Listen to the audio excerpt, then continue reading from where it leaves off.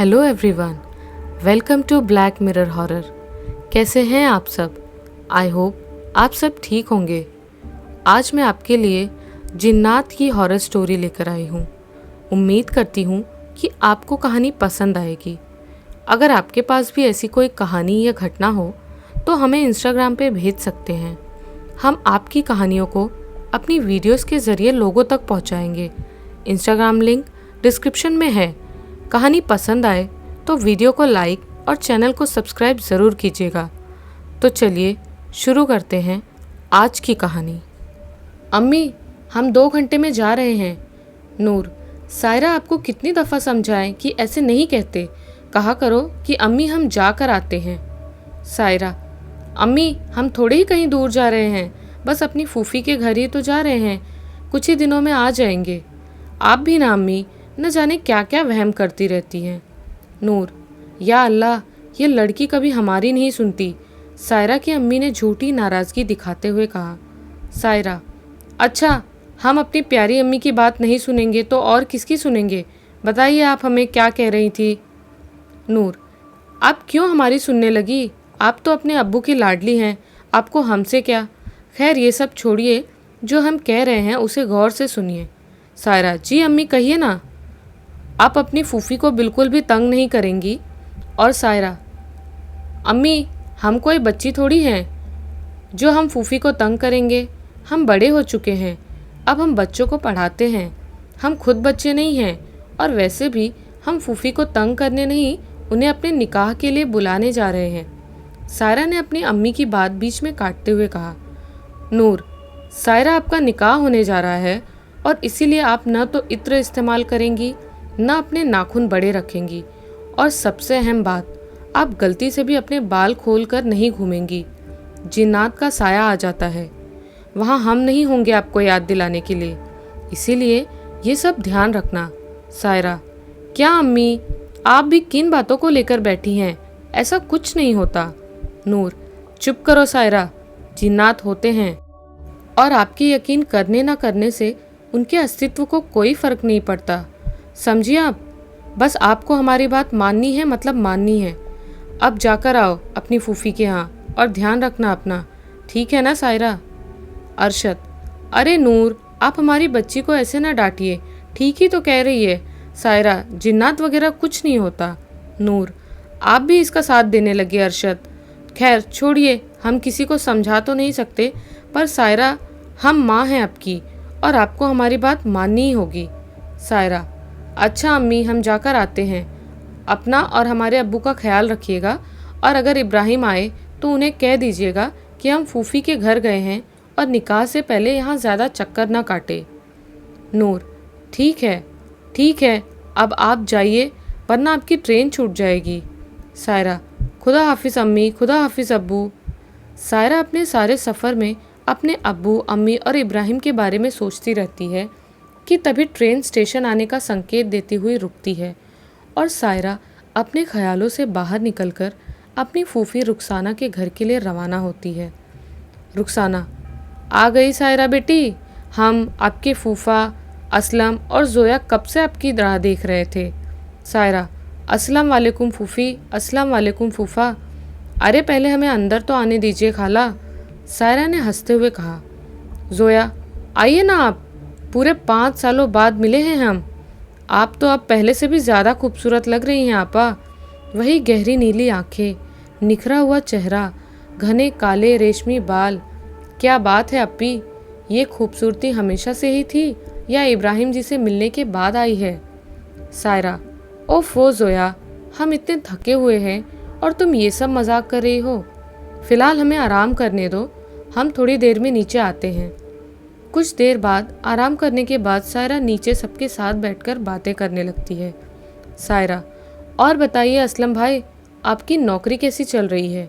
और अब तो आप एक अच्छी सी लड़की देखकर निकाह कर ही लीजिए, ताकि हमारी बेचारी जोया का भी निकाह हो सके, वरना इन्हें तो सदमा ही पहुंच जाएगा। सायरा हंसकर कहती है। असलम, सायरा आप तो जानती हैं कि हम हमारी दोनों बहनों यानी आप और जोया जैसे तो नहीं हैं, जल्दबाजी में फ़ैसला लेने वाले। इतना कहकर असलम भी सायरा के साथ हंस देता है। तभी रुखसाना सबको खाना खाने के लिए कहती है। खाना खाने के बाद सभी लोग सायरा से कुछ समय साथ बैठने के लिए कहते हैं, पर थकान के कारण सायरा अपने कमरे में जाकर सोने की बात कहती है। तो सभी उसको ये कहकर जाने देते हैं कि ठीक है, अभी तो आप 15 दिन और रुकेंगी, तब बात कर लेंगे, आज आप आराम करिए। और सायरा अपने कमरे में चली जाती है। कमरे में आकर भी इब्राहिम की यादें उसका साथ नहीं छोड़ रही हैं। वो सोचने लगती है कि कैसे उसकी सबसे अच्छी दोस्त ने उसे अपने भाई इब्राहिम से मिलवाया था। अगर सायरा किसी राजकुमारी की तरह खूबसूरत लगती थी तो इब्राहिम भी किसी राजकुमार से कम न था। और जब पहली बार उसने सायरा को देखा तो बस देखता ही रह गया था।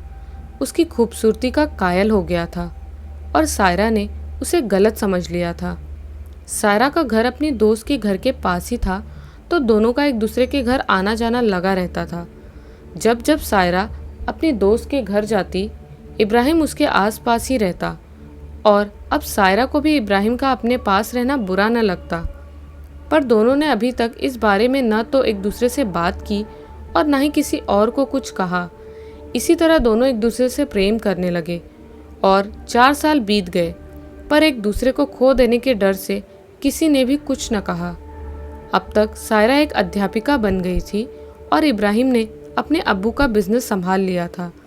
अब सायरा सोचने लगी कि वो और इब्राहिम दोनों ही एक दूसरे के काबिल हो गए हैं और अगर अब भी दोनों में से कोई कुछ न बोला तो ज़रूर एक दूसरे को खो देंगे। और एक दिन सायरा ने ही इब्राहिम से अपने मन की बात कह दी। इब्राहिम को तो जैसे बस सायरा की पहल का इंतज़ार था और सायरा के इतना कहते ही उसने पहले अपने अम्मी अब्बू को ये बात बता दी कि बस वो सायरा से प्यार करता है और उसके साथ ही निकाह करना चाहता है। इब्राहिम के अम्मी अब्बू से दोनों का प्रेम छिपा न था, वे तो बस अपने बच्चों के मुंह से सुनना चाहते थे। और जब इब्राहिम ने उनसे ये सब कहा तो उन्होंने कह दिया कि हम वालिदैन हैं, आपके हमसे कुछ भी छिपा न था, हम तो बस आपके मुंह से सुनना चाहते थे और हमें कोई आपत्ति नहीं है। ये सुनकर इब्राहिम तुरंत ही सायरा के साथ उसके घर गया और उसके अम्मी अब्बू से खुद बात की। सायरा के अम्मी अब्बू को अपनी इकलौती बेटी की पसंद से भला क्या एतराज़, और वे इब्राहिम को उसके बचपन से जानते थे, तो वे भी राज़ी हो गए और अब 1 महीने में दोनों का निकाह है। ये सब सोचते सोचते कब सायरा को नींद आ गई उसे पता ही नहीं चला। अगले दिन नाश्ते पर सभी में हंसी मजाक चल रहा होता है कि तभी सायरा कहती है कि हमें आपका शहर घूमे काफ़ी साल हो गए हैं, अब हमें दोबारा शहर घूमना है। इस पर जोया तुरंत कहती है कि ठीक है आपा, हम आपको शहर घुमा देंगे। ये सुन सायरा मुस्कुरा देती है। कुछ ही देर में सायरा तैयार होकर नीचे आ जाती है।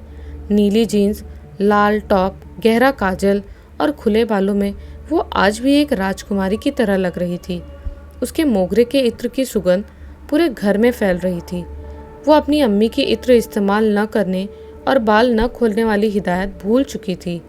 उसकी फूफी ने भी उसे टोका, पर जोया ने कहा, अम्मी आप मामी जान की तरह ये सब बातें ना किया करिए, और दोनों बहनें घर से निकल गई।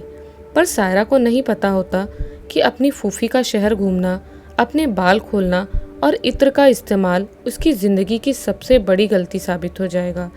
सायरा के साथ आगे क्या हुआ, कैसे उसकी खूबसूरती, उसके खुले बाल और उसका इत्र उसकी परेशानी का सबब बनते हैं। सायरा और जोया दोनों बहनें शहर घूमने निकल गई। इधर सायरा की अम्मी नूर का मन आशंकाओं से घिरता जा रहा था। नूर, अरशद, हमें बहुत बेचैनी हो रही है, न जाने सायरा ने हमारी बात मानी भी होगी या नहीं। अरशद, बेगम आप चिंता न करें, सायरा अब बच्ची नहीं रही, वो ठीक होगी। और आज सवेरे ही तो उसका फ़ोन आया था, कितनी खुशी खुशी सारी बातें बता रही थी। और फिर रुखसाना और इमरान भी तो हैं ना वहाँ उसका ख्याल रखने के लिए। वे हैं तो उसके फूफी और फूफा, पर अपनी जोया की तरह ही सायरा को भी प्यार करते हैं। और आप ये जिन्नात वाली बेफजूल की बातें भूल जाइए। नूर, अरशद कैसे भूल जाए, हमारी इकलौती बच्ची है सायरा, और आप कह रहे हैं कि हम बेफजूल की बातें कर रहे हैं। अरशद, नूर ये सब बातें सुनी सुनाई हैं, बेबुनियाद हैं, आप समझिए। नूर, ठीक है अरशद, हम आपको या आपकी बेटी को कुछ भी कहें, पर आप लोगों को तो सब फिजूल ही लगता है। उधर सायरा और जोया एक दरगाह के सामने रुकती हैं और जोया सायरा से कहती है कि आपा सबसे पहले दरगाह होकर आते हैं और फिर आगे चलेंगे। इस पर सायरा मुस्कुराकर अपनी स्वीकृति दे देती है और दोनों बहनें दरगाह में जाती हैं, जहां जोया अपने लिए एक अच्छी नौकरी की दुआ करती है, वहीं सायरा अल्लाह से अपनी अम्मी, अब्बू, इब्राहिम और बाकी सबकी सलामती की दुआ करती है। जोया, चले अप्पी। सायरा, चलते हैं जोया, पर ये तो बताइए कैसा शौहर मांगा आपने अल्लाह से। सायरा ने जोया को चिढ़ाने के अंदाज में कहा, जोया, अप्पी हमने कोई शौहर वौहर नहीं मांगा, आपके पास तो नौकरी है ना, हमारे पास नहीं, तो बस हमने अल्लाह से अपने लिए नौकरी ही मांगी। अब चलिए, और जगहों पर भी तो जाना है ना, वरना अगर यहीं देर हो गई तो आपकी प्यारी फूफी हमें ही कहेंगी। सायरा, अब कहाँ जाएंगे, अब हमें कहीं और लेकर चलो जोया, वरना कहीं ऐसा न हो कि अपने निकाह के दिन हम इब्राहिम को धार्मिक बातें बताने लगे। सायरा हंसकर कहती है तो जोया भी साथ में हंस देती है और दोनों आगे निकल जाती हैं। अभी सुबह के 11:30 बज रहे थे कि तभी जोया को भूख लगने लगती है और वो सायरा से कहती है कि अभी पहले कुछ खा लेते हैं और फिर कुछ देर पार्क में बैठेंगे। भूख तो सायरा को भी लग रही थी, तो उसने जोया से कहा कि आप एक काम करिए जोया, कहीं किसी रेस्टोरेंट से खाना पैक करवा लीजिए और फिर पार्क में बैठकर खाते हैं। जोया, अभी पार्क में बैठकर, पर रेस्टोरेंट में ही क्यों नहीं। सायरा, अरे आप एक बार पार्क में खाना खाकर तो देखिए, बेहद मज़ा आता है। जोया और सायरा ने पास ही के एक रेस्टोरेंट से बिरयानी पैक करवाई और चल पड़ी पार्क की ओर। पार्क पहुँचते पहुँचते 12 बज चुके थे और अब तक सुबह 9 बजे से घर से निकली हुई सायरा और जोया भी थक चुकी थी, तो उन्होंने पार्किंग में स्कूटी लगाई और तय किया कि अब बिरयानी खाकर घर चला जाए। दोपहर होने के कारण इस वक्त पार्क में कोई न था। दोनों कुछ देर पार्क में यूं ही बैठी रही। कुछ देर बाद जैसे ही सायरा ने बिरयानी को खोला, वैसे ही पार्क के सामने हाईवे के दूसरी ओर लगे पीपल के घने पेड़ में हवा चलने लगी। ये नज़ारा देखकर सायरा और जोया दोनों ही चौंक गई, क्योंकि सिर्फ वही पीपल का पेड़ हवा में लहरा रहा था, वो भी इस तरह जैसे कि कोई छोटा पौधा आंधी में लहराता है, और आसपास में कहीं पर भी हवा का कोई नामो निशान न था। इससे पहले कि सायरा इसके अलावा कुछ समझ पाती, एक हवा का झोंका आया और उसे लगा जैसे किसी ने उसके चेहरे को छुआ है, पर इस वक्त उसने जोया से कुछ न कहना ही बेहतर समझा और इसीलिए उस झोंके की छुअन को अपना वहम मानकर बिरयानी खाने लगी। इस वक्त पेड़ भी बिल्कुल शांत हो चुका था, तो दोनों को थोड़ा सुकून मिला। अभी दोनों बिरयानी खाकर उठी ही थी कि फिर से पीपल का वो पेड़ किसी पौधे की तरह लहरा उठा। जोया, जो कि इतनी देर से शांत थी, अब डर से कांप रही थी, क्योंकि इस बार भी सिर्फ वही पीपल का पेड़ हवा में लहरा रहा था। अब वो सायरा से कहती है, जल्दी घर चलिए आपा। अभी सायरा ने एक ही कदम आगे बढ़ाया था कि एक बार फिर से हवा का झोंका आया और इस बार कोई उसके खुले बालों को छू रहा था। अब तो सायरा भी घबरा गई और जल्दी से जोया का हाथ पकड़कर पार्क से बाहर की ओर भागी कि तभी एक रहस्यमय आवाज उसके कानों से टकराई, सायरा। अब तो सायरा भी डर गई। इतने में जोया स्कूटी निकाल चुकी थी। सायरा तुरंत उसके पीछे बैठी और जोया ने स्कूटी दौड़ा दी। जोया ने सिर्फ पेड़ को अजीब ढंग से हिलते हुए देखा था, इसीलिए वो अब तक संभल गई थी, पर सायरा ने तो पेड़ के हिलने के साथ साथ हवा की उस छुअन को महसूस किया था, किसी की भारी आवाज़ को सुना था। वो अभी तक डरी हुई थी। अभी उन दोनों को पार्क से दूर आए 10 मिनट ही हुए होंगे कि सायरा को फिर वैसा ही हवा का झोंका लगा और न चाहते हुए भी उसने पीछे मुड़कर देखा तो डर से उसकी चीख ही निकल गई, क्योंकि पीछे कोई न था, पर उनकी स्कूटी के बराबर में हाईवे की सड़क पर एक भयानक काली परछाई थी। पर जिस भी जीव की वो परछाई थी, वो जीव अदृश्य था। सायरा के अचानक चीखने से जोया डर गई और स्कूटी न संभाल सकी और दोनों सड़क पर गिर पड़ी। सायरा तो पहले से ही डरी हुई थी, तो वो वहीं बेहोश हो गई। ये देख जोया घबरा गई और जल्दी से स्कूटी में से पानी की बोतल निकालकर सायरा के चेहरे पर पानी के छींटे मारे। जब कुछ देर में सायरा को होश आया तब जाकर जोया को सुकून मिला। थोड़े समय में जब सायरा संभली तब जोया ने उससे पूछा कि वो अचानक क्यों चिल्लाई, तो सायरा ने भी अपनी दोस्त जैसी बहन से कुछ न छिपाते हुए सब बता दिया कि कैसे हवा के एक झोंके ने कभी उसके चेहरे को तो कभी उसके बालों को छुआ, किसी ने उसे आवाज़ दी और कैसे उनकी स्कूटी के बराबर में एक जीव की परछाई चल रही थी। ये सुनकर जोया भी डर गई, पर अभी उन्होंने घर पर किसी को कुछ न बताना ही ठीक समझा और घर पहुंचकर दोनों थकान का बहाना बनाकर अपने अपने कमरे में चली गई। पर जिसने ऐसे असाधारण हालत देखे हो उसके लिए एक कमरे में अकेला रहना नामुमकिन हो जाता है। अपने अपने कमरे में सायरा और जोया दोनों की हालत ऐसी थी कि काटो तो खून नहीं, और कुछ ही देर में पहले सायरा और फिर जोया नीचे आ गई। कुछ देर बाद रुखसाना, क्या हुआ सायरा, आपका चेहरा क्यों उतरा हुआ है? और जोया, आप भी कुछ नहीं बोल रही, सब खैरियत तो है ना? सायरा, जी फूफी, सब खैरियत है, आप फिक्र ना करें। रुखसाना, ठीक है मेरी बच्चियों। रुखसाना मुस्कुरा देती है। इसी तरह तीनों शाम तक साथ ही बैठी रहती हैं। तब तक असलम और इमरान भी आ जाते हैं। तब सायरा को उनसे बात करता छोड़ रुखसाना और जोया शाम का खाना बनाने लगते हैं। सभी लोग खाना खाकर आपस में बात कर रहे थे और कुछ देर बाद सब अपने अपने कमरे में चले गए। पर सायरा की आंखों से नींद कोसों दूर थी। तभी फ़ोन पर कॉल आती है। सायरा, कैसे हैं आप? इब्राहिम, आप तो फूफी के घर जाकर हमें भूल ही गई हैं। खैर, ये सब छोड़िए और बताइए आज कहाँ कहाँ घूमकर आई आप और जोया? सायरा, आपको कैसे पता हम घूमने गए थे? इब्राहिम, हम घर गए थे अम्मी अब्बू से मिलने, तो उनसे ही पता चला। सायरा, हमें नींद आ रही है इब्राहिम, शब्बा खैर। Ibrahim, good night Saira. सायरा सोचती है ज़रूर अम्मी ने ही इब्राहिम को पता लगाने को कहा होगा कि हम यहाँ उनकी हिदायतें मान रहे हैं या नहीं, और आज जो भी हुआ वो तो हम अम्मी अब्बू और इब्राहिम को बताने के बारे में सोच भी नहीं सकते, वरना अम्मी तो रात में ही हमें लेने आ जाएं। दिन भर की थकान के कारण सायरा को नींद आ गई।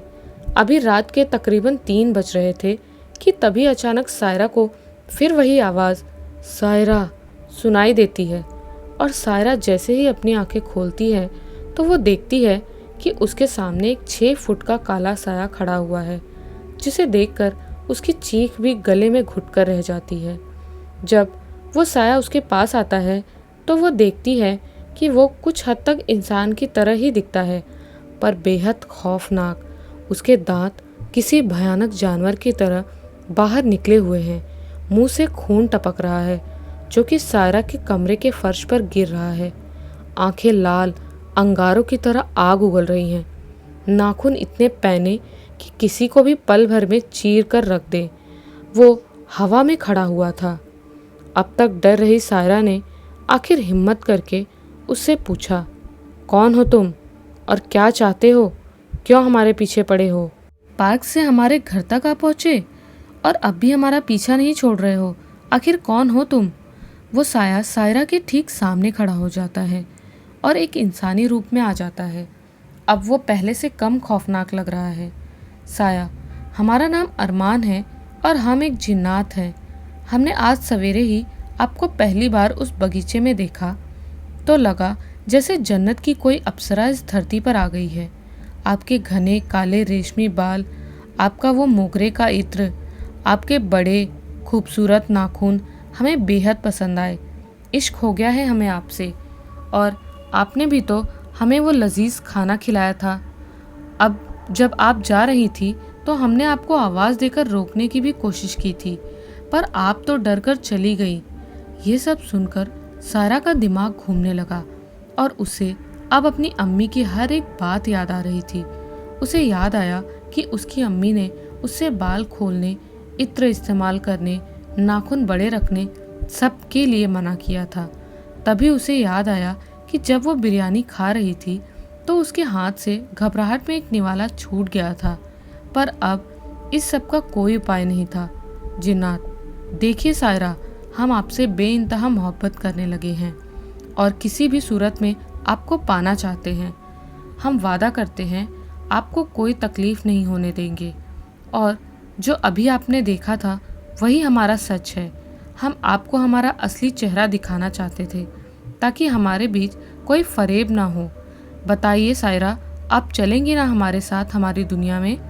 ये सब सुनकर सायरा और बेचैन हो जाती है, पर फिर भी कुछ सोचकर कहती है, हमें कुछ वक्त चाहिए, तभी हम कुछ कह पाएंगे। जिन्नात, ठीक है सायरा, हम आपको 5 दिन का वक्त देते हैं, पर इन 5 दिनों के बाद आपको हमारे साथ हमारी दुनिया में चलना ही होगा, हर हाल में। अब हम आपसे 5 दिन बाद यानी कि हमारे निकाह वाले दिन ही मिलेंगे। उम्मीद करते हैं आप हाँ ही कहेंगी, वरना हमें आपको आपकी ख्वाहिश न होते हुए भी अपनी दुनिया में ले जाना होगा। इतना कहकर वो जिन्नात गायब हो गया, पर सायरा ने बमुश्किल वो रात काटी और सुबह नाश्ते पर सबके साथ बैठकर बातें करने लगी। जब नाश्ते के बाद उसके फूफा इमरान और भाई असलम अपने काम पर जाने लगे तो सायरा ने उन्हें रुकने के लिए कहा। रुखसाना, क्या हुआ है सायरा? सायरा, फूफा, फूफी, भाई और जोया, हमें आप सबसे एक बेहद ज़रूरी बात कहनी है। इमरान, कहिए ना सायरा, यहाँ कोई तकलीफ़ है क्या? सायरा, नहीं फूफा, यहाँ तो कोई तकलीफ़ नहीं है, पर रुखसाना, पर क्या? कहिए ना सायरा बेटी, आखिर बात क्या है? सायरा, फूफी हमें माफ़ कर दीजिए, हमने आपकी और अम्मी की बातों को नज़रअंदाज किया और कहीं हमारी एक गलती की सज़ा हमारे पूरे परिवार को न भुगतनी पड़े। रुखसाना, देखिए सायरा, जो भी बात है आप बेफिक्र होकर कहें, और आप किन बातों के बारे में बात कर रही हैं?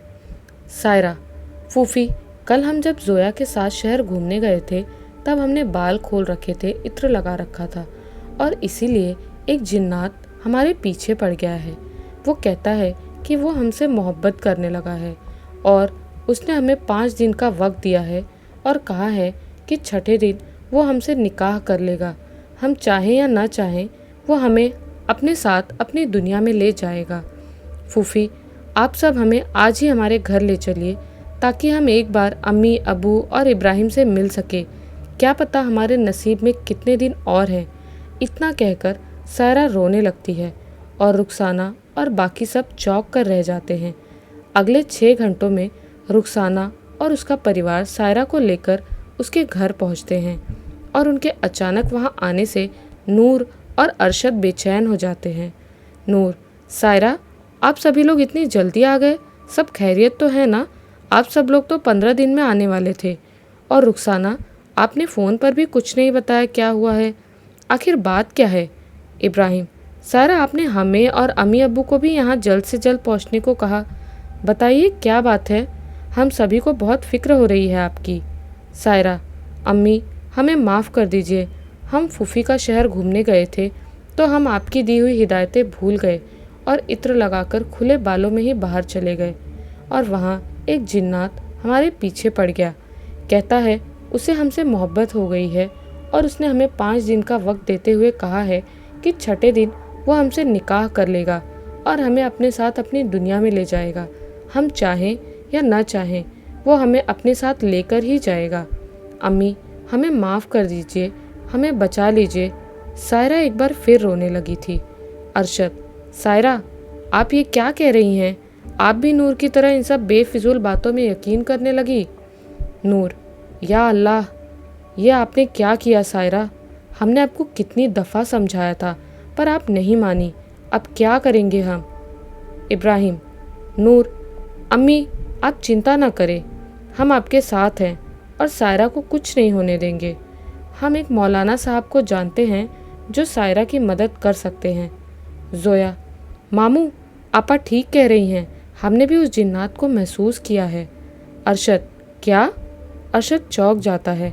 इब्राहिम, अरशद अब्बू, हम भी पढ़े लिखे हैं, but there is something beyond science that we can't explain and I don't want to lose Saira at any cost.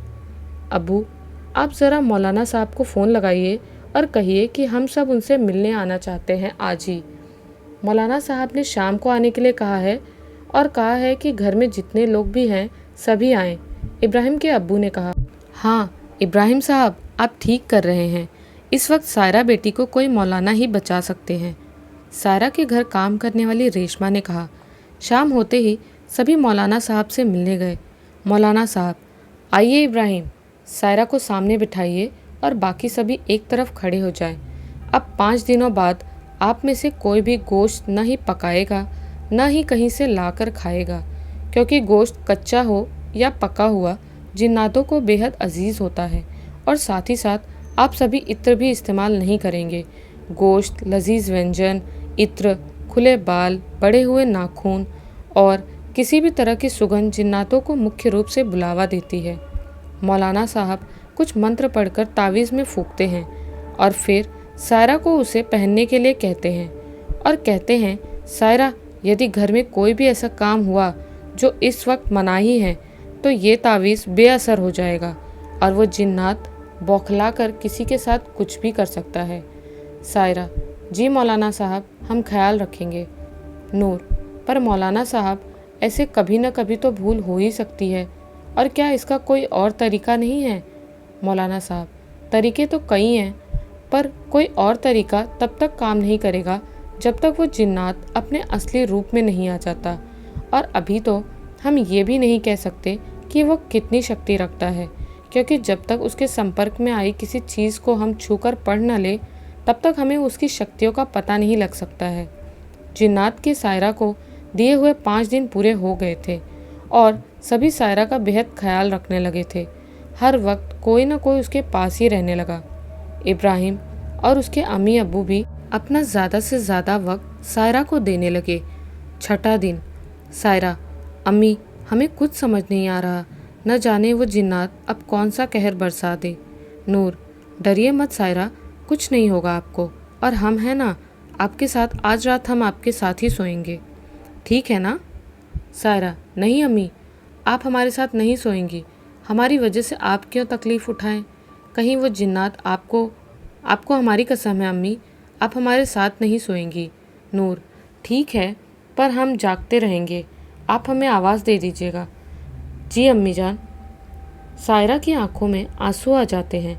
तकरीबन रात के 3 बजने पर सायरा की नींद खुद ब खुद खुल जाती है और वो अपने सामने उस जिन्नात को पाती है।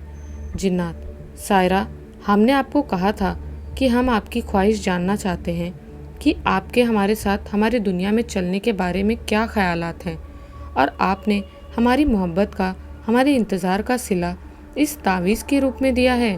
आपको क्या लगता है ये तावीज़ हमें रोक सकता है? पर अब हम आपको अपने साथ ले जाने से पहले इस तरह समझाएंगे कि आप खुद हमारे साथ चलने के लिए तैयार हो जाएंगी। सायरा, अल्लाह से डर बेगैरत जिन्नात, हमारा निकाह होने को है, हम किसी और से मोहब्बत करते हैं, और अगर तू हमें हमारी मर्ज़ी के ख़िलाफ़ अपनी दुनिया में लेकर गया तो अल्लाह का कहर तुझ पर टूट पड़ेगा, क़यामत आ जाएगी। जिन्नात हंसने लगा और अचानक सायरा के कमरे की सारी रोशनी अंधेरे में बदल जाती है। अगली सुबह सायरा अपने कमरे से बाहर निकलकर सबके साथ बैठकर बातें करने लगी। सायरा, अम्मी, आज नाश्ता बहुत सादा था, कुछ लजीज क्यों नहीं बनाया? नूर, सायरा, आप भूल गई, मौलाना साहब ने सादा खाना बनाने और खाने के लिए कहा था। सायरा, जी अम्मी, हमें याद आ गया। नूर, सायरा से ऐसी बात सुनने के लिए एकदम नाउम्मीद थी, क्योंकि जो लड़की खाना खाने के लिए कभी पसंद नापसंद नहीं करती थी, आज पहली बार उसे खाना पसंद नहीं आया। ऐसा कैसे? वो बेचैन हो उठी। तभी उसे मौलाना साहब का दिया हुआ तावीज़ याद आया और नूर ने देखा कि तावीज़ तो सायरा के गले में ही है। ये देखकर उसे कुछ तसल्ली आई और सोचने लगी कि खाने को लेकर तो हर किसी को शिकवा हो ही जाता है, हमें ही फिजूल के ख्याल आने लगते हैं। इसी तरह से इस पूरे दिन सायरा खाने को नापसंद करती रही, पर उसके गले में बंधा तावीज़ उन सबके शक को बेबुनियाद बता रहा था। अगली सुबह सायरा के घर काम करने वाली रेशमा सायरा के घर की छत पर हमेशा के लिए दुनिया से अलविदा कह चुकी थी। उसको देखते ही सभी डर और हैरत में रह गए। उसके मृत शरीर पर कोई चोट का नामो निशान न था, पर वो देखने से 45 साल की जगह एक 90 साल की वृद्धा नजर आ रही थी। पर सायरा के माथे पर शिकन तक न थी। पुलिस आई पर मौत होने के कारण तक न पहुंच सकी और केस बंद हो गया। आखिर किसने मारा था रेशमा को? क्यों उसके कत्ल का कोई सुराग न था? और क्यों सायरा का व्यवहार अचानक बदल गया? नूर, या अल्लाह, न जाने ये सब क्या हो रहा है। जब से उस जिन्नात की नज़र पड़ी है हमारी सायरा पर, मानो इस घर की खुशियों पर भी उसकी नापाक नज़र पड़ चुकी है। न जाने बेचारी रेशमा के साथ ये सब किसने किया। सायरा, हमने किया है ये सब। इतना कहकर सायरा हंसने लगती है और नूर और सभी लोग ये सब सुनकर गुस्से में आ जाते हैं। और नूर सायरा का हाथ पकड़कर कहती है, आप पागल हो गई हैं सायरा, क्या कह रही हैं आप। पर अचानक नूर का ध्यान सायरा के हाथ पर जाता है जो कि नूर ने पकड़ा हुआ था। वो एकदम बर्फ की तरह ठंडा था। तभी सायरा बेहद खौफनाक अंदाज और भारी आवाज़ में हंसने लगती है और उस हंसी के साथ साथ एक हवा का झोंका सबको डरा जाता है। सायरा की आवाज़ अब भी बेहद खौफनाक थी। सायरा, आप सभी ने पहचाना हमें? नहीं, नहीं ना? खैर छोड़िए, हम बताते हैं, हम हैं अरमान, जो सायरा से बेहद प्यार करता है। और आप सबको क्या लगा ये तावीज़ हमें रोक पाएगा? हाँ, हम जिन्नात हैं। 200 साल से हम अपनी शक्तियाँ जोड़ रहे हैं और ये मामूली तावीज़ हमें नहीं रोक सकता। जानना चाहते हैं कैसे हमने सायरा के ऊपर कब्ज़ा किया, क्यों रेशमा को मार डाला? इब्राहिम, तुम ये सब छठे दिन से कर रहे हो? जिन्नात, हाँ, ये सब तो छठे दिन से ही शुरू हो गया था। इब्राहिम, हमें पता था तावीज़ की ताकत ख़त्म करने के लिए गोश्त चाहिए और हमने उस मुर्गे का गला मरोड़कर उसका एक एक पर नोच कर उसे एक मुर्गे से ताज़ा गोश्त में तब्दील किया था और वो ताज़ा गोश्त फेंक दिया हमने सायरा के तावीज़ पर। तावीज़ बेअसर और सायरा पर हमारा असर तो आप देख ही रहे हैं। हम सायरा को अपने साथ अपनी दुनिया में लेकर ना जा सके तो क्या हुआ, हम उनके साथ उनकी दुनिया में ही रह लेंगे। और एक बार फिर सायरा के अंदर वो जिन्नात बेहद खौफनाक अंदाज में हंसने लगा। नूर, अच्छा तो रेशमा को क्यों मारा? उसने तेरा क्या बिगाड़ा था बेगैरत जिन? जिन्नात, हम बेगैरत ही सही पर सायरा से बेइंतहा मोहब्बत करते हैं और जो भी हमारी मोहब्बत के बीच आएगा उसका हम वही हश्र करेंगे जो कि उस रेशमा का हुआ है। अब आप सब खास करके नूर और इब्राहिम तो जानते ही होंगे कि हम जिन्नात रात में नमाज करते हैं और उस रेशमा ने हमें रात को नमाज करते देख लिया और कहने लगी, हम अभी सबको बताते हैं कि तुम जिन्नात हो और सायरा बेटी पर हावी हो गए हो। अब आप ही बताइए हम क्या करते, मारना पड़ा उसे। इतना कहकर सायरा हवा में चलते हुए गायब हो गई। इब्राहिम, अम्मी, अबू, हमें और देर नहीं करनी चाहिए और हम सबको जल्द से जल्द मौलाना साहब से जाकर मिलना चाहिए। इब्राहिम की अम्मी रज़िया, हाँ इब्राहिम बेटे, आप ठीक कहते हैं, पर यहाँ सायरा को अकेला छोड़ना भी तो ठीक नहीं। न जाने वो जिन्नात सायरा के साथ क्या कर बैठे। इब्राहिम के अब्बू जुनैद, हाँ इब्राहिम, आपकी अम्मी सही कह रही है, यहाँ सायरा बेटी को अकेला छोड़ना ठीक नहीं। इब्राहिम, नहीं अब्बू, इस वक्त सायरा के साथ किसी का रुकना ठीक नहीं है। वो जिन्नात सायरा से मोहब्बत करता है इसलिए उसे कोई नुकसान नहीं पहुंचाएगा, पर अगर कोई और यहाँ रुका तो वो उसे नहीं छोड़ेगा। हम सायरा से मोहब्बत करते हैं इसका मतलब ये नहीं कि हम बाकी सब की फ़िक्र नहीं करते। यहाँ रहना किसी के लिए भी बड़ा खतरा साबित हो सकता है और हम ऐसा नहीं होने देंगे। हम सब यहाँ से सीधे मौलाना साहब के पास चल रहे हैं, कोई भी यहाँ नहीं रुक रहा है। नूर अम्मी, आप भी नहीं। घर के सभी लोग मौलाना साहब से मिलने जाते हैं। मौलाना साहब, आइए अरशद मियाँ, हम जानते हैं उस जिन्नात ने सायरा को अपने कब्ज़े में ले रखा है, पर हम आपकी तब तक कोई मदद नहीं कर सकते जब तक हम उस जिन्नात की छुई हुई कोई चीज़ पढ़ न ले। इब्राहिम, मौलाना साहब, कोई तो रास्ता होगा उस जिन्नात से बचने का, सायरा को बचाने का। मौलाना साहब, इब्राहिम, हम समझते हैं, पर इस वक्त हम तो क्या, कोई भी सायरा की मदद नहीं कर सकता। आप सभी को जल्द से जल्द उस जिन्नात की छुई कोई चीज़ लानी ही होगी। जोया, मौलाना साहब, हम आपा के कपड़े या उनकी घड़ी ले आए तो, क्योंकि अभी तो जिन्नात आपा में हैं और आप उसे पढ़ लीजिएगा। मौलाना साहब, नहीं बेटी, उसकी छुई हुई चीज़ से हमारा मतलब है जब वो अपने असली रूप में हो तब वो किसी चीज़ को या किसी इंसान को छुए तो ही हम उसे पढ़कर उसकी शक्तियों के अनुसार उससे बड़ी शक्ति का बंधन बनाकर उसे रोक पाएंगे। जोया, तो मौलाना साहब, आप सबसे बड़ी शक्ति का बंधन बना दीजिए, तब तो वो रुक जाएगा। मौलाना साहब, बेटी, अगर किसी को सांप ने काटा है तो क्या उसे बुखार की दवा देकर बचाया जा सकता है? जोया, जी मौलाना साहब, हम समझ गए। मौलाना साहब, हम इस वक्त सायरा की तो कोई मदद नहीं कर सकते, पर आप सभी को ये तावीज़ दे रहे हैं ताकि उस घर में आप लोगों पर खतरा न रहे। इब्राहिम, मतलब मौलाना साहब, हम अगर उसे किसी तरह से उसके असली रूप में ले आए तभी उसका कोई उपाय हो सकेगा। तो ठीक है, हम उसे उसके असली रूप में लाकर ही रहेंगे। रज़िया, पर अगर आपको कुछ हो गया तो?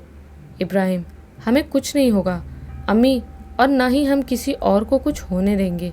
घर आकर नूर, रुखसाना, आप सभी इस वक्त वापस चले जाइए। हम नहीं चाहते कि आप लोगों पर कोई खतरा हो। असलम, पर मामी, हम सब सायरा को छोड़कर नहीं जाना चाहते। अरशद, नूर सही कह रही है, इस वक्त यहाँ कम से कम लोगों का होना ही बेहतर है। रुखसाना, ठीक है भाईजान, हम सब जा रहे हैं, पर हमें सायरा की खबर देते रहिएगा। कहकर रुखसाना और फिर जोया रोने लगी। और कुछ देर बाद जोया, असलम, रुखसाना और इमरान अपने घर के लिए निकल गए और इब्राहिम ने अपने और सायरा के अम्मी अब्बू को भी अपने घर भेज दिया। अब घर में इब्राहिम और सायरा ही बचे थे। इब्राहिम, ए जिन्नात, कहाँ है तू? सामने आ और देख कि क्यों सायरा मुझसे प्यार करती है और तुझसे नहीं। इब्राहिम के इतना कहते ही सायरा अपने कमरे से निकलकर अपने हाथों के बल पर सीढ़ियों से नीचे उतरने लगती है। सायरा, बोल, क्या कयामत आ गई जो ऐसे चिल्ला रहा है? इब्राहिम, तू जानना तो चाहता ही होगा कि ऐसा क्या है मुझ में जो सायरा मुझसे मोहब्बत करती है, तुझसे नहीं। तो देख मुझे, तू तो 200 सालों से मरा हुआ है, पर मैं जिंदा हूँ और तेरा तो चेहरा ही देखने लायक नहीं है। तभी तो तू सायरा के ऊपर हावी है। अगर इतनी ही हिम्मत है तो अपने असली रूप में आ, और तब मैं तुझे समझाता हूँ कि क्यों सायरा तुझसे इतनी नफरत करती है। सायरा, तेरी इतनी ज़रूरत कि मुझे चुनौती दे रहा है? अब दिखाता हूँ तुझे अपना असली चेहरा। इतना कहते ही जिन्नात अपने असली रूप में आ गया और सायरा बेहोश होकर एक तरफ गिर गई। उसके पैने लंबे दांतों से खून टपक रहा था। उसके बाल उसके चेहरे पर बिखरे हुए थे। लाल अंगारों जैसी आंखों से वो इब्राहिम को ही घूर रहा था और गुर्रा रहा था। इतने में इब्राहिम ने एक कुशन उठाकर उस जिन्नात के ऊपर फेंका, पर वो बच निकला और सीधे इब्राहिम का गला पकड़ लिया। इब्राहिम अपने मकसद में कामयाब हो गया, पर जिन्नात ने उसे उठाकर फेंक दिया और वो बेहोश हो गया और जिन्नात एक काले धुएं में बदलकर उड़ गया। जब तक इब्राहिम को होश आया, शाम हो चुकी थी, पर सायरा अभी तक बेहोश थी। इब्राहिम ने अपने और सायरा के अब्बू अम्मी को फ़ोन कर बुलाया और उनके घर आते ही वे सभी लोग सायरा को घर में छोड़कर एक बार फिर मौलाना साहब के पास चल दिए। मौलाना साहब, आइए इब्राहिम, दिखाएं क्या चीज़ लाए हैं आप। अब हमें और देर नहीं करनी चाहिए, हमें जल्द से जल्द सायरा को उस नापाक जिन्नात से बचाना होगा। इब्राहिम, वो चीज़ हम खुद हैं मौलाना साहब। उस जिन्नात ने हमारा गला पकड़ लिया था। अब आप हमें पढ़कर उसकी शक्तियों के बारे में पता कीजिए और सायरा को बचा लीजिए मौलाना साहब। मौलाना साहब इब्राहिम के सिर पर हाथ रखकर कुछ मंत्र पढ़ने लगते हैं। मौलाना साहब, बेटे, आप जानते हैं वो 200 साल पहले ही मर चुका है, और जब वो जिंदा था अपनी पूरी ज़िंदगी में उसने अल्लाह की सेवा की है, और जब वो मरा था तो उसका प्यार आयत उससे अलग हो गई थी, और अब वो आयत से दोबारा उसी जगह पर मिला जहाँ वे अलग हुए थे। उसी बगीचे के सामने उसे उससे वापस इश्क हो गया, पर अब वो अरमान नहीं जिन्नात बन चुका था। इब्राहिम, पर मौलाना साहब, वो तो आयत से मोहब्बत करता था, तो सायरा के पीछे क्या सायरा? इब्राहिम जैसे बुद्ध बन गया। मौलाना साहब, हाँ इब्राहिम बेटे, आप ठीक सोच रहे हैं। आयत का दूसरा जन्म ही सायरा है, और इसीलिए वो सायरा को, मतलब आयत को, एक बार फिर अपने साथ ले जाना चाहता है। और रही बात उसे ख़त्म करने की, तो हम तो क्या, कोई भी उस जिन्नात को ख़त्म नहीं कर सकता। हम तो उसे सिर्फ कैद कर सकते हैं। नूर, पर मौलाना साहब, संसार का तो नियम है कि एक न एक दिन सभी को इस दुनिया से जाना है, तो फिर कैसे वो बदजात जिन्नात इसी दुनिया में है, क्यों इस दुनिया से रुखसत नहीं कर रहा? मौलाना साहब: हाँ, दुनिया से सब जाते हैं, पर वे सब वही होते हैं जिनकी कोई भी ख्वाहिश अधूरी न रही हो। पर जिनकी कोई ख्वाहिश अधूरी रह जाए, उनके लिए इस दुनिया से रुखसत करना नामुमकिन हो जाता है।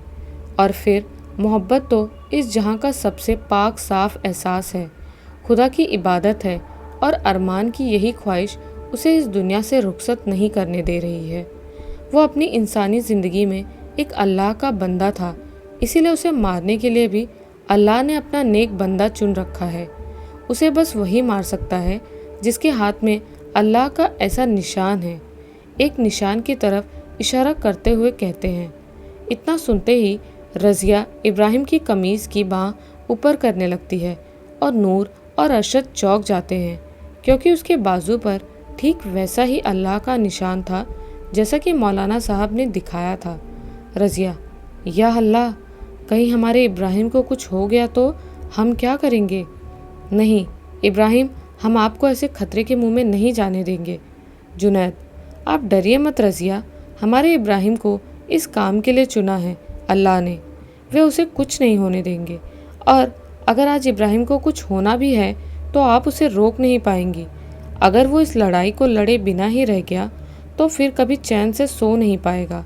कल फिर वो जिन्नात किसी और सायरा के पीछे पड़ जाएगा, और तब भी तो इब्राहिम को उससे लड़ना ही होगा ना। तो आज क्यों नहीं, हमारी सायरा बेटी के लिए क्यों नहीं? आप चलिए इब्राहिम, अब हमें और देर नहीं करनी चाहिए। मौलाना साहब: हम भी आपके साथ चल रहे हैं, ताकि कोई मुसीबत हो तो हम हालातों को संभाल सके। और इब्राहिम, ये वो खंजर है जिससे आप उस जिन्नात का खात्मा कर सकते हैं। मौलाना साहब ने खंजर इब्राहिम को दिखाते हुए कहा। सब वापस जाने लगते हैं। अभी सब लोग मौलाना साहब के घर से निकलकर कुछ दूर ही आए थे कि तभी उनकी गाड़ी के सामने सायरा यानी जिन्नात आ जाता है और फूंक मारकर उनकी गाड़ी को ऐसे उड़ा देती है जैसे वो गाड़ी नहीं कोई फूल हो। अचानक जिन्नात सायरा को छोड़ देता है और मौलाना साहब के सामने खड़ा हो जाता है। जिन्नात: मौलाना, तुझे क्या लगा तू इन सबको मेरा सच बता देगा तो तू बच जाएगा? अब सबसे पहले तू ही मर। इतना कहकर जिन्नात ने मौलाना साहब के गले को पकड़कर धड़ से अलग कर दिया। अब वो रज़िया की तरफ बढ़ा और तभी रज़िया भागने लगती है, पर जिन्नात उसे उठाकर दूर झाड़ियों में फेंक देता है, जिससे उसके सिर से खून बहने लगता है और वहीं उसकी मौत हो जाती है। अब अरशद, नूर और जुनैद तीनों अलग अलग दिशाओं में भागने लगते हैं। इतनी देर से खंजर ढूंढ रहे इब्राहिम को आखिर खंजर मिल ही जाता है, जो कि गाड़ी के पलटने पर कहीं खो चुका था, और वो जिन्नात को आवाज़ देता है। इब्राहिम: जिन्नात, तेरा खात्मा करने के लिए खुदा ने हमें चुना है। बचना चाहता है तो उन्हें छोड़ और हमें मार। इतना सुनते ही जिन्नात इब्राहिम के सामने आकर उसे उठाकर फेंक देता है, जिससे वो बेहोश हो जाता है। और जब उसे होश आता है तब तक नूर, अरशद और जुनैद सभी ज़मीन पर दिखते हैं। अब जिन्नात सारा के सामने जाकर उसे उठाकर हवा में चलने के लिए खड़ा करता है कि तभी इब्राहिम सामने आ जाता है और वो जिन्नात एक बार फिर उसका गला पकड़ता है और इब्राहिम उसके हाथ पर खंजर चला देता है, पर उसे तो जैसे कोई फ़र्क नहीं पड़ता है। वो इब्राहिम को उठाकर फेंक देता है और सायरा का हाथ पकड़कर आगे बढ़ने लगता है कि तभी इब्राहिम उसके सामने आकर उसके सीने में खंजर डाल देता है और वह जिन्नात जलने लगा और जलते जलते ही आसमान में उठ गया। और फिर अचानक एक रोशनी हुई, वो जिन्नात जलकर खाक हो चुका था। 7 साल बाद। इब्राहिम: सायरा, रज़िया आज 5 साल की हो गई है, पर हमारी बर्थडे गर्ल है कहाँ? सायरा: आ रही है, बस अपनी बड़ी अम्मी और बड़े अब्बू के साथ बाज़ार तक गई है, आती ही होगी। इब्राहिम: नूर अम्मी और अरशद अब्बू भी ना कभी रज़िया को अकेला नहीं छोड़ते। कहकर इब्राहिम मुस्कुरा देता है। जुनैद: हम भी रज़िया के लिए तोहफ़ा ले आए हैं, पर हम तो उसे अकेला छोड़ दिया करते हैं, हमारी बच्ची समझदार भी तो हो। तभी नूर और अरशद भी रज़िया के साथ वहाँ आ जाते हैं और जुनैद की बात सुनकर सभी हंसने लगते हैं। सिर्फ सायरा और इब्राहिम की आंखों में आंसू थे और वे रज़िया इब्राहिम की स्वर्गीय अम्मी की तस्वीर देख रहे होते हैं, जैसे कह रहे हों, हम आपको आज भी बेहद याद करते हैं अम्मी। तो दोस्तों, कैसी लगी आपको ये कहानी? हमें कमेंट्स में ज़रूर बताएं। मिलते हैं एक नए वीडियो में एक नई कहानी के साथ। तब तक के लिए बाय एंड टेक केयर।